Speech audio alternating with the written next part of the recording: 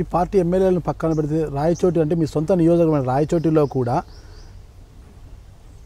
స్థానిక ఎన్నికల్లో గెలిచిన జెడ్పీటీసీ సరోజమ్మ కావచ్చు, నర్సారెడ్డి మరో జెడ్పీటీసీ నర్సారెడ్డి కావచ్చు, ఇతర ఎంపీటీసీలు సర్పంచులు చాలామంది కూడా పార్టీని వీడిపోయారు. శ్రీకాంత్ రెడ్డి ఉంటే ఏం ఒరిగేది లేదు, ఆయన ఏం పని చేయట్లేదు, ఆయన అసలుగా మాటలు చెప్తాడు తప్పితే ఏం అభివృద్ధి అంటూ ఏం లేదు, ఈయన ఎన్నికలుంటే మనం కూడా ఇట్టే మునిగిపోతామంటూ వాళ్ళందరూ కూడా మీకు దూరం అయిపోయారు.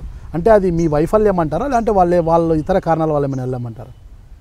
శ్రీకాంత్ రెడ్డి ఏమి చేయడు, ఆయన దగ్గర ఉంటే మాకు ఆర్థిక వనరులు సమకూరు. శ్రీకాంత్ రెడ్డి గారు పార్టీ మారడు, డబ్బులు ఇచ్చి ఆయన కొనలేరు అని చెప్పి మాట్లాడారేమో. కానీ ఒకటండి, ఎన్ని చేయలేరు అనేది ఒక రోజులో నిర్ణయిస్తారా? మే 16 కౌంటింగ్ అయిపోతానే మే 19 పార్టీ మారిన వాళ్ళు నేనేం చేయలేను అని చెప్పి మాట్లాడితే దానికి నేనేం చెప్తానండి? ఆ పార్టీ అధికారంలోకి రాలేదని 3 రోజులు అదే పార్టీ అధికారంలోకి వచ్చిందంటే ఏ ఒక్కరు పార్టీ వదిలింటారు? పోయింది ఇద్దరు జెడ్పీటీసీలండి, ఎంపీటీసీలు ఇంకా తెలుగుదేశం నుంచి రిటర్న్ మా దాంట్లోనే చేరారు. ఒకరిద్దరు ఎంపీటీసీలు, ఇద్దరు జెడ్పీటీసీలు. ఎన్నిక అయిపోయినటువంటి 3వ రోజు పార్టీ మారిన వాళ్ళు ఇంకా వాళ్ళు కూడా నా గురించి మాట్లాడితే నేను దానికి ఏం చెప్పాలి? కనీసం 1 సంవత్సరము 2 సంవత్సరాలు ఇక్కడ ఉండి తర్వాత ఏం జరగలేదని పోయిన వాళ్ళు కాదు, 3వ రోజు 4వ రోజు పోయిన వాళ్ళు కూడా నాతో మాట్లాడితే వాళ్ళు విజయం సాధించడానికి నా ఎన్నిక కంటే కూడా ఎక్కువ కష్టపడి తిరిగాను వాళ్ళ కోసం. నా చేత బీఫామ్ ఇచ్చి వాళ్ళ నామినేషన్ ఇచ్చి చేస్తే వాళ్ళు వ్యక్తిగతంగా వాళ్ళు అమ్ముకొని పోయి వాళ్ళు కూడా నాపై నిందలేస్తే అది ఎంతవరకు వాస్తవం మీరు ఒకసారి మీరే ఆలోచన చేసుకోండి. నాగరాజు గారు, మీకు ఇప్పుడు ఎవరన్నా మే 16 కౌంటింగ్ అయిపోయి మే 19 పార్టీ మారిన వాళ్ళని నేను ఏమనాలి కదా? అది నాపైన అసంతతో పోయినట్ట, అధికార పార్టీ వైపు ఉంటే మేము ఆర్థికంగా బలపడతామని పోయినట్ట మీరే ఆలోచన చేసుకోండి.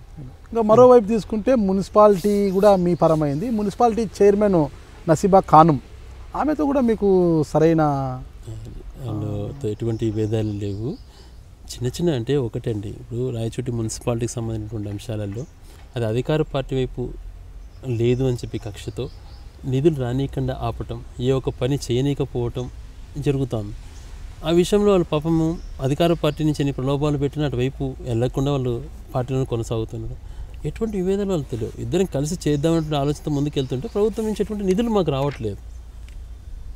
ఆ సమస్య ఉంది. కానీ రాజకీయ విభేదాలు ఎటువంటివి ఎవరితో నేను అటువంటి ఏ ఒక్కరితో నేను అటు రాజకీయ విభేదాలు పెంచుకోను. అందుకే ఆ కారణం చేతనే ఈరోజు ఇన్ని ప్రలోభాలు పెట్టిన 103 ఎంపీటీసీస్ జెడ్పీటీసీ ఉన్నటువంటి నియోజకవర్గంలో 65 మంది స్టిల్ నాతోనే ఉన్నారు అని అంటే కేవలం వాళ్ళందరితో మంచి రిలేషన్ మెయింటైన్ చేయడం వల్ల సాధ్యపడుతుంది.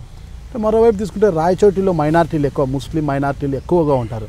అంటే ఈ ముస్లిం మైనార్టీలను ఆకట్టుకోవడానికి కావచ్చు, మరే ఇతర కారణం కావచ్చు, 2014 ఎన్నికలకు ముందు కూడా జగన్మోహన్ రెడ్డి గారు ప్రచారానికి వచ్చి అసలు మేము శ్రీకాంత్ రెడ్డిని గెలిపించినా, అంటే వైసీపీ అధికారంలోకి వచ్చిన మైనార్టీలకు ఎమ్మెల్సీ పదవి ఇస్తారని ఒక హామీని ఇచ్చారంటున్నారు.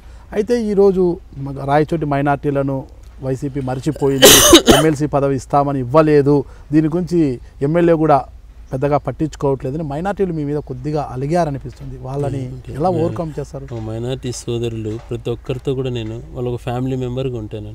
ఉదయం 7 నుంచి నేను ఆఫీస్లో కూర్చోవడం, ఏ చిన్న వ్యక్తి పిలిచిన అడిగినా పోవడం జరుగుతుంది. మైనార్టీస్ మీరే అన్నారు, జగన్మోహన్ రెడ్డి గారు ఒక మాట చెప్పారు, అధికారంలోకి వస్తే అని. అధికారంలోకి రాకపోవటము, అధికారంలోకి వచ్చినంటే డెఫినెట్గా రాయచోటి వాళ్ళకి ఫస్ట్ ప్రయారిటీ ఇవ్వాలని చెప్పి తను అనుకోవడం జరిగింది. ఇప్పుడు కూడా అధికారంలోకి లేకపోయినా కూడా ఇవ్వాలన్నటువంటి పరిశీలన తను చేస్తున్నారు. ప్రస్తుతం ఈక్వేషన్స్ అన్నీ కూడా డిఫరెంట్గా ఉన్నాయి. ఇప్పుడు స్థానిక సంస్థల ఎన్నికలే జరుగుతున్నాయి. ఫస్ట్ ఆప్షన్ పెడదామన్నటువంటి ఆలోచన జరిగింది. 2-3 పెద్దలతో మాట్లాడడం జరిగింది. అది స్థానిక సంస్థల ఎలక్షన్స్లో అనేక సమీకరణలు ఉంటాయి, ఇందులో వద్దని చెప్పిన తర్వాతనే వివేకానంద రెడ్డి పేరు అనౌన్స్ చేయడం జరిగింది. భవిష్యత్తులో మైనార్టీకి ఎమ్మెల్సీ ఇవ్వాలని చెప్పి చాలా చిత్తశుద్ధితో పనిచేస్తాడు. ఎందుకంటే ఈరోజు మాకు బలం మైనార్టీస్, అటువంటి వాళ్ళను దూరం పెట్టుకునే ఆలోచన ఇప్పుడు కూడా లేదు.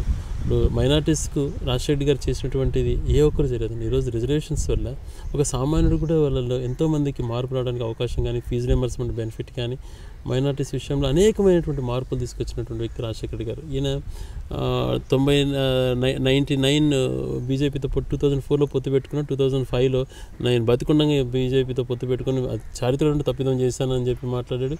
2014లో మళ్ళీ పోయి ఆతుక్కున్నాడు. అంటే క్రెడిబిలిటీ లేనటువంటి వ్యక్తి, అంటే లౌకికవాది అని అంటాడు, అలాగ ఉండదు. ఎక్కడ తనకు మేలు జరుగుతున్నట్టు ఇది చేస్తాడు. అది ఒకటే స్టాండ్. మేము ఎప్పుడు కూడా ఇటు మద్దతు పార్టీలకు ఎటువంటి పరిస్థితుల్లో మేము నిలబడమన్నటువంటి దానిపైన. ఇదే కాకుండా మీరు అన్నటువంటిది రాజకీయంగా బలోపేతం చేయడానికి మైనారిటీస్ని డెఫినెట్గా పార్టీ ఒక అధ్యయనం చేస్తుంది. ఒక కమిటీ కూడా మనం కూర్చోవడం కూడా జరిగింది. త్వరలో మైనారిటీస్కు రాజకీయ ప్రయారిటీ ఏ రకంగా ఇవ్వాలన్నటువంటి దానిపైన పార్టీ త్వరలో నిర్ణయం తీసుకుంటుందండి. అంటే వైసీపీకి అనుబంధంగా ఉన్న సాక్షి పత్రిక ఇప్పుడు అంటే ఇంకా వైసీపీ పత్రికనే అంటారు దాన్ని, వైసీపీకి అనుబంధంగా ఉంటుంది కాబట్టి. అయితే ఆ పత్రికల విషయంలో కూడా మీ పైన సరిగా కథనాలు రాయకపోతే విలేకరుల పైన జులుం ప్రదర్శించడము, నోరు పారేసుకోవడం చేస్తుంటారు. శ్రీకాంత్ రెడ్డి అని గతంలో పనిచేసిన రాయచూరు కొంచెం మాజీ విలేకరులు వచ్చి ఎవరైనా కూడా మీ పైన ఆరోపణలు చేస్తుంటారు. ఎందుకలా?